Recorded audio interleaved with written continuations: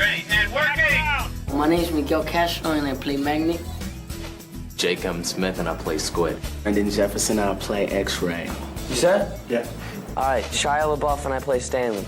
Max Cash, and I play Zigzag. Okay, my name is Byron Cotton, really. You guys already know that.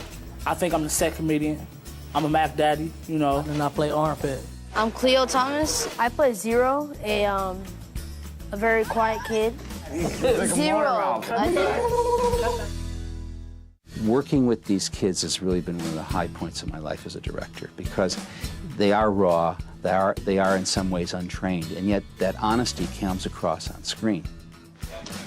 They're incorrigible, but they're at the same time very, very sweet in their own way and funny and goofy.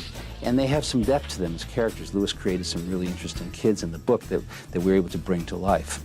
We handpicked them very carefully, and I thought it was going to be hard to find these delightful characters in the flesh when, in fact, when each of the boys that secured the roles walked into the audition, it was as if they had just walked out of the pages of the book and into our lives. They just showed up, and there was X-Ray, and wow, look at that, it's like really Zigzag. Don't move. Bam! I mean, what color was his blood? I couldn't tell. Oh, God, man, I wish I'd have seen it. Bang! Hey, Theodore, is there someplace I can fill my canteen? My name is not Theodore. It's Armpit. There's a water spigot on the wall outside the shower. Thanks, Armpit. It's all attitude. I walked out of Sears with a DVD player and a fax machine, and they had the doors wide open for me. So how did you pick up? A dog. So what are you in for, Twitch? Joyriding. It's not that I ever want to steal one or nothing, but whenever I walk past a really nice car, I just start to twitch. You think I'm jumpy now? Should have seen me in the convertible Mustang. 26 letters. So we can do 5 letters a day for 4 days, and then 6 letters on the 5th day. Damn, that's good math, man. Well, I'm not stupid. I know everyone thinks I am. I just don't like answering stupid questions. In the book, Stanley's fat. And because of the rigors of production, finding a chubby boy that could then toughen up and lose weight was, you know, virtually impossible to ask of a teenager. The shooting schedule was all over the place. We didn't shoot in continuity, so we just couldn't have done it. So we had to put that aside and just look for a great actor. And Andy said, you know, what I really want is, you know, a young Tom Hanks. I know it's kind of corny to say that, but that's what he wanted. And the tape arrived at my house on a Saturday morning of Shia's audition, and I just called Andy and I said, you not only got a young Tom Hanks, you got a cross between Dustin Hoffman and Tom Hanks. Reading the script, because things that are in the book aren't in the script, and, you know, things that are in the script aren't in the book. We still stayed true to it, but there were certain things that didn't apply anymore. I read it after I got the role, because, I mean, we jumped right off Even Stevens into the role. And when I read it, it was addicting. And it doesn't start off slow, it starts off quick-paced, and that's what kept me reading, the quick-paced nature of the book.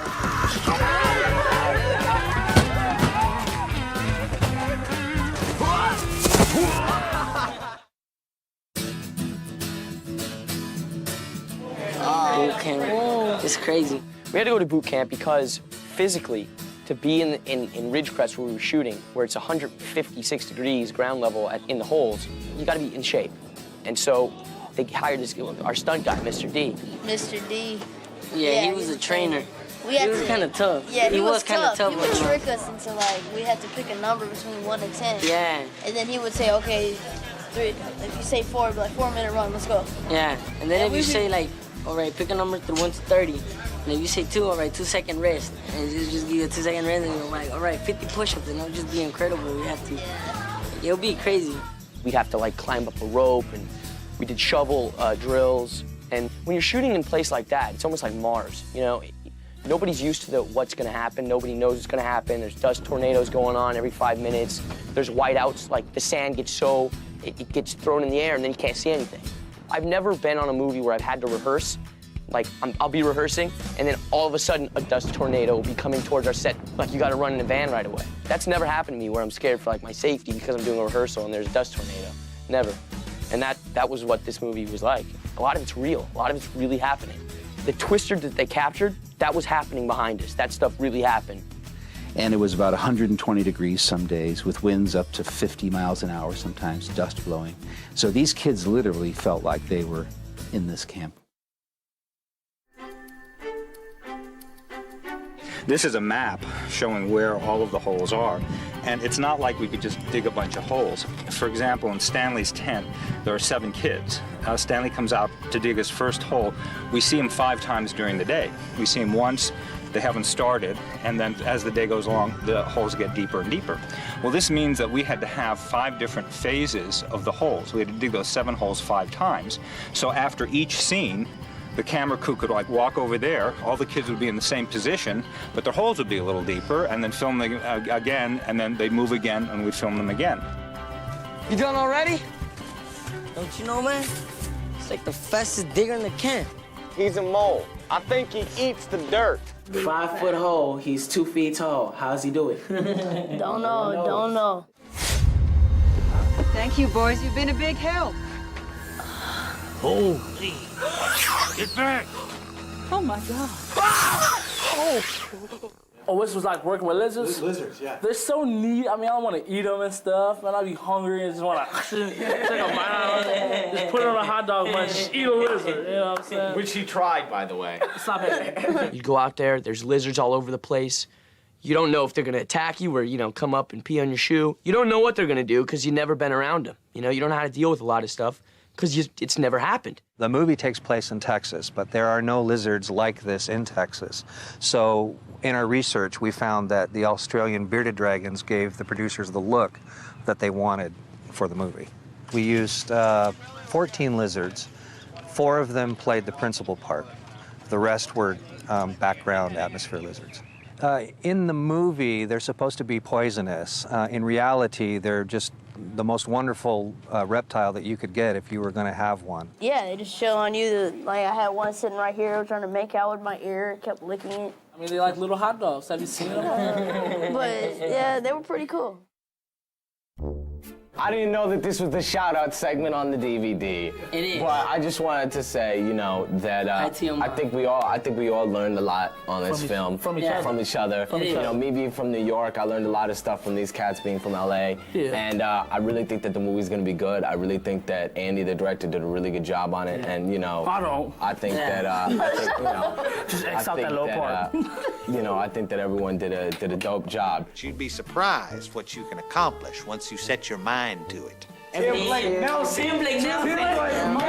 Yes. Oh my God. Put it down. And give the big raise the roof. Everybody. Tim Blake Nelson. What's also great about what Andy Davis did is he had the task of casting 7 mostly unknown young actors. And truly, 7 out of 7 of them are really great kids. They're great guys. I really enjoy hanging out with them. It's wonderful. It's rejuvenating, and I like talking to them. And I know John and Sigourney feel the same way. I was just so interested in the fact that that's John Voight, and I'm sitting right here and watching him act is amazing. That's incredible to me for a kid who came off Disney. To watch John Voight sit here and act with you is amazing. You know, it's a dream come true. I really think I'm saying, you want to run away? Go ahead. I'm not gonna run away, Mr. Sir. Good thinking, young Nats. Doesn't nobody run away from here. You know why? We got the only water for 100 miles. They're all very talented young men, and they're all full of fun, and they have many different talents. All of them are musical, and they're all like comedians, and they have a nice way of dealing with each other, and they're terrific. They were very good at their jobs. They were very professional, but they still were, underneath it all, boys you could relate to. Look, I want to give a shout out to Bernie Skiffer and all my people down there, Shanae and Tanisha and Tanisha. Oh my God! It's gonna be a 45-minute segment on Byron and 5 minutes on the rest of us. To all my babies back at home. Marie. You had your chance, dog. Terrell. Can we go? All y'all, for sure. They stopped rolling 20 years ago. Why you hating? These kids, I'm very impressed with them, and I'm very happy for them because it's been a wonderful experience for all those kids. And I think that this picture will be something they'll be proud of for all of the rest of their careers, wherever they go.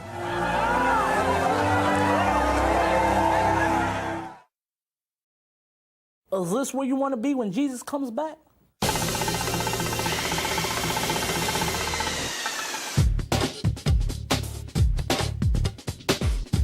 Can I have my letter, please? Jump for it.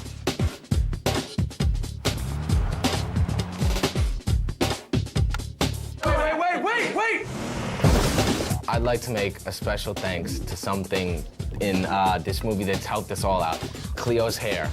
Because it just shows you to go that if you try real hard, you'll keep on growing.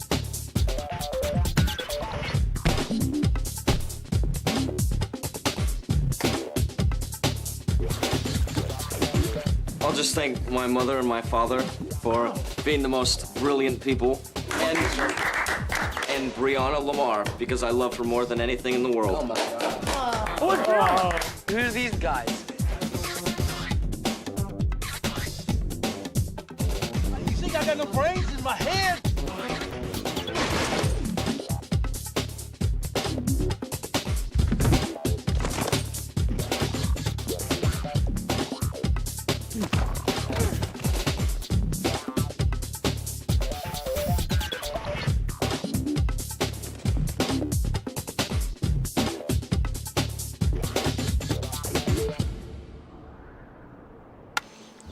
But if you forget to come back for Madame Zeroni, you and your family will be cursed for always and eternity.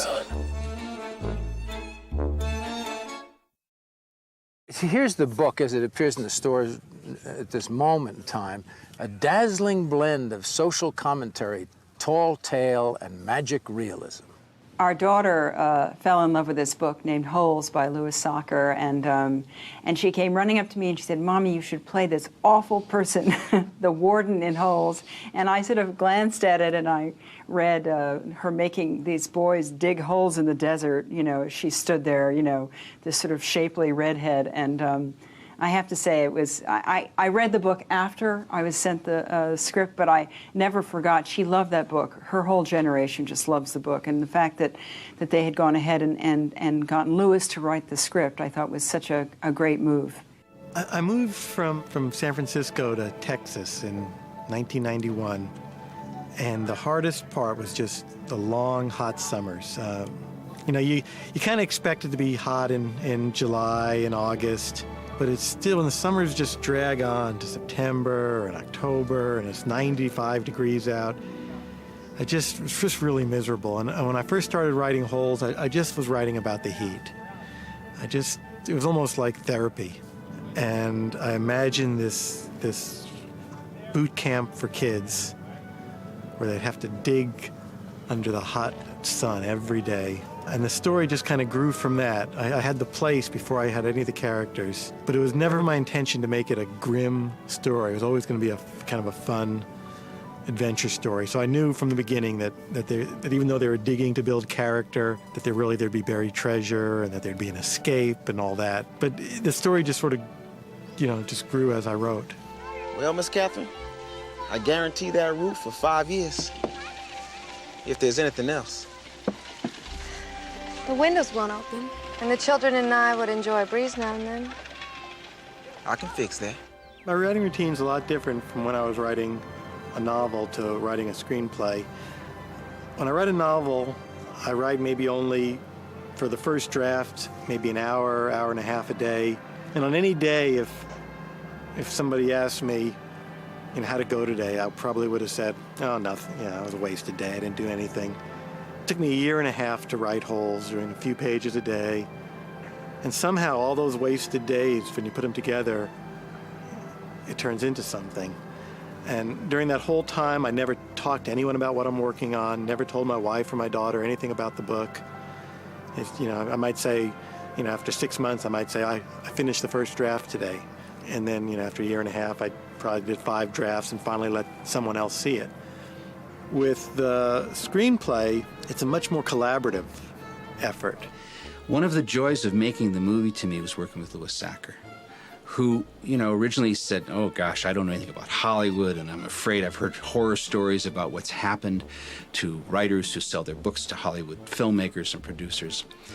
And I made a commitment to myself and to Teresa Tucker Davies, who's really responsible for finding the book holes, and Lowell Blank, the producers of the movie, that I was going to make Louis a part of the making of the movie. Because I didn't want to make a movie that was about a wonderfully appreciated book that didn't reflect the book, whose author said, I don't want anything to do with this. Well, my first touch with the book actually came from Andy Davis, who I'd worked on several movies together with. And when Andy sent me the book, it's so different from everything I've done before. I love the idea of going back and doing a children's story because I have a 4-year-old, and it'd be great actually to come home and say, hey, here's a movie that you can see. And yet it's a book that touches everybody. And forget the fact that it was on the bestseller list for a number of years. Louis Sacker has really hit a nerve in a lot of kids. So when we met Louis and convinced him that we should be the ones he should sell the rights to the book to, we started looking for a screenwriter. And I said, hold it, I'm a visual director. I was a cameraman. I've worked with a lot of writers on a lot of scripts. I will work with you, and you will write the script. And we will figure out together how to take your story and your characters and your settings and make it into a movie. Morris Menke is a schmuck. I'd never been on a movie set before. I've just been totally impressed by everyone, especially Andy Davis. His patience, his control, his ideas, shooting different scenes from different angles and telling each actor how to play it and keeping it all moving. And I don't think I even ever realized what a director did before. He's He goes like this, and the thing spins, right? And as it spins, it goes like this, right? That's really good. Now it's up again, right? I've never worked with anyone like Andy who took so much responsibility for every single person's welfare. I mean, the first day we went out there, he drove us out there. He wanted John and Tim and I to see where it was, where we were going to be shooting, and he gave us all this sunblock and, the talk about the water and the hats and everything. And he was so fatherly to us. I'm lucky to be the son of an actor. Did you say Zarodi? Sure did. My father, Nate Davis, is actually in the movie. He plays Henry Winkler's father. Then, John, we'll just play when you're very excited, you know what I mean? I was thinking maybe I drove her. Excuse me? You did not. I don't let anyone drive my car. I think maybe I just walked over it. Having John Voight around, who has a big part in the movie, was very inspirational for both the kids and for John. And I think John has created something which is really quite magical. Well, Andy and I have seen each other over the years, and we were looking to work together. We talked about it, and then this came up, and he gave me a call, and I'm very happy working with him. He's a wonderful man, Andy, and I think that he's a wonderful filmmaker. This has been a very happy experience for us. What's not to say about Andy Davis? He's a genius, man. The Fugitive, it's an incredible film, you know what I mean? Every film that he's done has that Andy flavor to it. It's an interesting way of directing, too. He's creating this character with you because it's his baby, and it's your baby. And you guys got to find a way to get through this and make a movie. He expresses himself so well that he gets things done, you know? He talks to the grips like, like they're people, It's not like he's going, oh, handle this. He knows everything going on. I think Shia is a tremendously talented actor. And I related to Shia as mature an actor as I've ever worked with. And he brought great things to the part, and it was wonderful working with him. I always thought of the warden as a strong, quiet person who, instead of yelling and shouting to get people to toe the line, all she has to do is just say, "Excuse me," and everyone just does what she says. Sigourney is basically a real double-faced character who can seem very sweet and endearing when somebody finds something in the ground that she thinks may relate to the treasure of Kate Barlow. And Sigourney Weaver just does it perfectly. She just seems to have completely understood that character from the beginning and just seems to have that power. And she's feminine, yet tough, and it's just a great combination. Oh no, I'm fine. I have plenty. Excuse me? I might have drinking some. Thank you. May I have your canteen, please? Oh, God. This is such a wonderful story for kids and grown-ups. And the idea that this boy ends up in this terrible place, and after trying to help a friend and believing in his own instincts, manages to bring this whole group of people out of this terrible situation into a situation of hope. Seeing the movie being made has just been a great experience. I think that one day I was typing these words, and the next, 3 years later, this whole thing is happening. It's just been amazing. We're not all going to be together anymore after this. Everybody dreams of finding the great book to make a movie out of, and I think that I was lucky enough to find it.